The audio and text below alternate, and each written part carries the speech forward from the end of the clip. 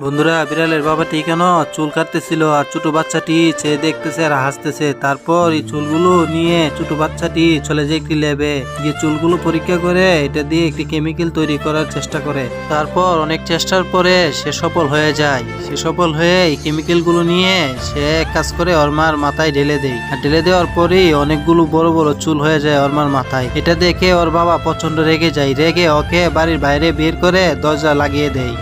আর তারপর সে রাস্তা দিয়ে হাঁটতে হাঁটতে চলে যায়। কিন্তু কিছুক্ষণের মধ্যে দেখতে পাই নীলাভা ওদের গ্রামের দিকে আসতেছে। মানুষগুলো অনেক দৌড়াদৌড়ি করতেছে। বন্ধুরা, আমার এই ছবিটি দেখে যদি তোমরা ভালো লেগে থাকে একটি লাইক একটি কমেন্ট করে আমার চ্যানেলটিকে সাবস্ক্রাইব করে দিবে পরবর্তী ভিডিও পাওয়ার জন্য।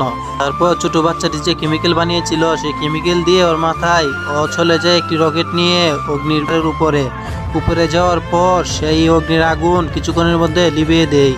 আর এতে পুরো এলাকার মধ্যে ও একটি বিজয় হয়ে যায়।